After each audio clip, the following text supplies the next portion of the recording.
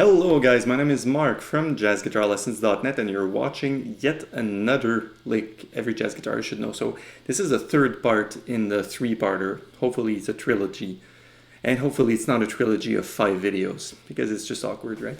So basically, from the comments I received from the 2 other videos, you remember what we looked at is taking something that you know and that's easy to learn and that defines the chord very, very, very well, as I said in the first video. And it's based off an arpeggio. This is in part 1. We do, right? And we may do a flat 9. And this is all taking place on A minor 7 flat, A minor 7, sorry, D9 or D7, and then G major. In the second video, what we did is we took a part of the scale and we used the other part of the arpeggio we were already using. Or even, so you might want to watch part 2 and part 3, the magic of the internet here, the links. And today I want to be a little different between, because usually if people learn scales, they can have problem playing scales over top of chord, and the feeling I get from students often is, yeah, but I'm just running scales, man, you know, I'm just going up and down and it doesn't make sense. And it's normal that it doesn't make sense if you don't approach the scales in the right way, with the right notes and the right timing. But the scale is obviously right for the chord. You're playing on G major and you play G major scale, it's obvious. But there's a little but there that we will try to work on. So the first thing is, well, I wanted to keep this one for dessert for last because there's going to be more material. So take up your guitar now and you'll see how it relates from the other 2 videos. The other 2 licks I think are essentials. So first thing, very, very first thing, we will play a scale that is descending. And why descending? Because you will see we keep landing on the 3rd of each chord and it makes total sense. So let me start here. Let's look at A minor 7. As you might know, this has an arpeggio which is A, C, E, and G, right?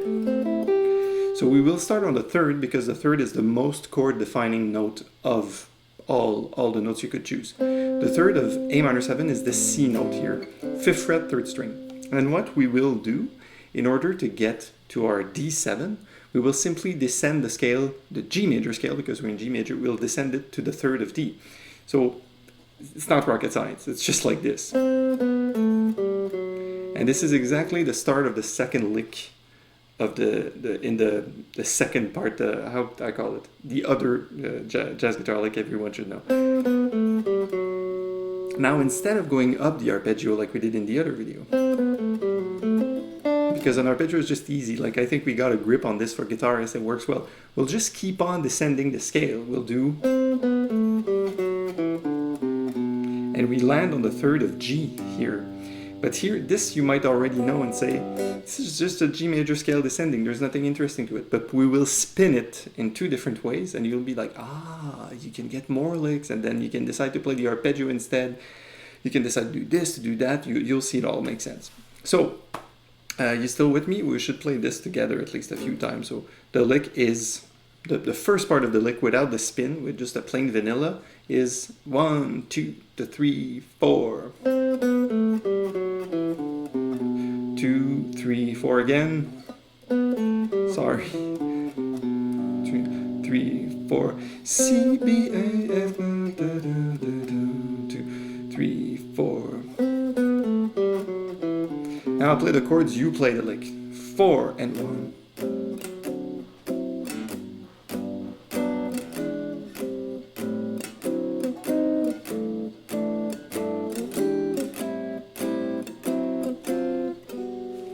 Beautiful. It's not too hard. You see that the notes are in the scale are simply C, B, A, G, F sharp, E, D, C, and B. And B is, of course, the 3rd of our G chord, right?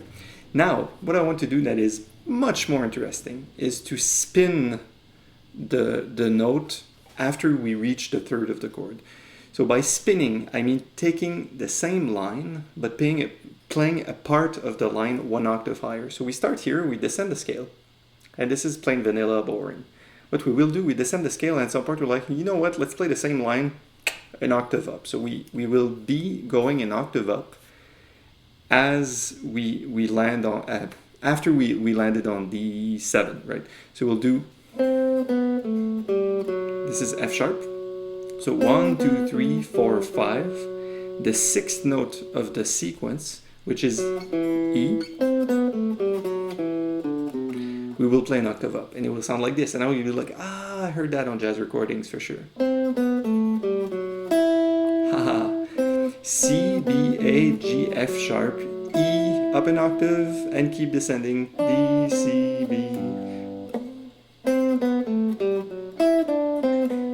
And there we are on the third of G again. So I'll play this once more, 3, 4. Got it? So let me play it a few times, 2 times, and then you play it twice, okay? 1, 2, 3, 4. 2, 3, 4.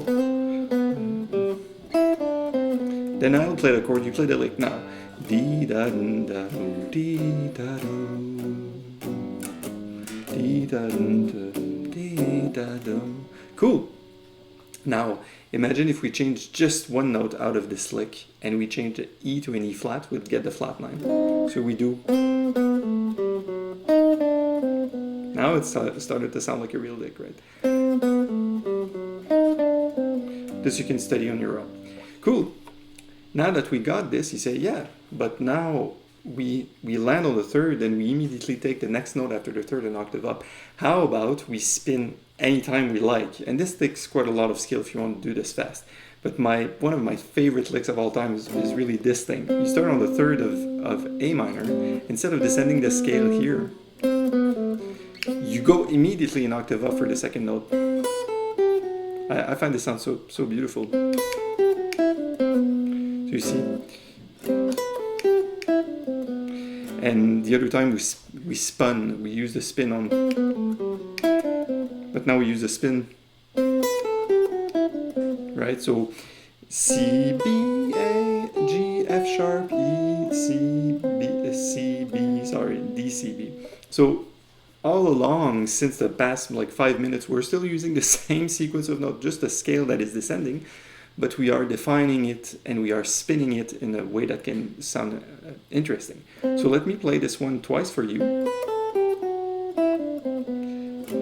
And, sorry.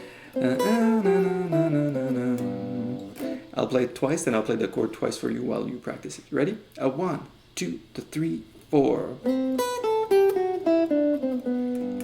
3, 4. Now I'll play the chords you play. La la la la ba ba dum.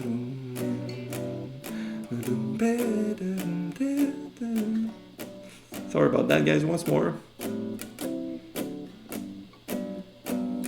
Last time. It's really hard talking and singing and playing and teaching at the same time, for the record, just so you know, right? So that's one way we could do things. Once again, we can alter the E to become an E flat, and it creates a D7 flat 9 sound, this type of sound instead of this type of sound. And we can spin anytime we like. You see, same as for the other licks in the other video, we can decide to jump an octave, and they call it octave displacement. But you can do it in the middle of a line, and you'll see, perhaps if you're already playing scale and you feel bad, like you feel that you're running up scales up and down aimlessly, and then you fall into arpeggio mode, like, I don't know, doesn't sound good.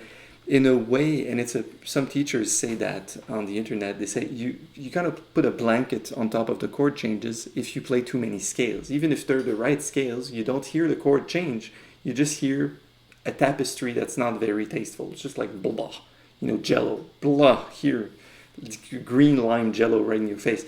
But when you take the time to identify where you should start the scale, if you want to spin it, if you want to use the arpeggio up or down, you land on the right notes, then it's not a blanket anymore, it's just a complement of the scale. So let me leave you with one more spin. And this one is not very obvious because we'll spin twice up, so we wind up like here. So just this, for the brave, for courageous students out there. Sorry guys. This one you probably heard 1,000 times again. With the E flat. I think you know I'm going with this, right? You just keep on descending the scale, but you spin one of the notes up. So that's it. I hope you enjoyed the trilogy of the licks I think everybody should know. So to recap, you have the arpeggio down, arpeggio up, then scale down, arpeggio up, then scale down all the way down, which what we've been doing here today. The fun part with the scale down is it's very obvious for piano players to just go like this and keep going down. But for guitarists or horn players, we have to learn to do that type of spin and do octave displacement when we run out of frets, which is something you hopefully learned today. So that's it for now. My name is Marc from jazzguitarlessons.net.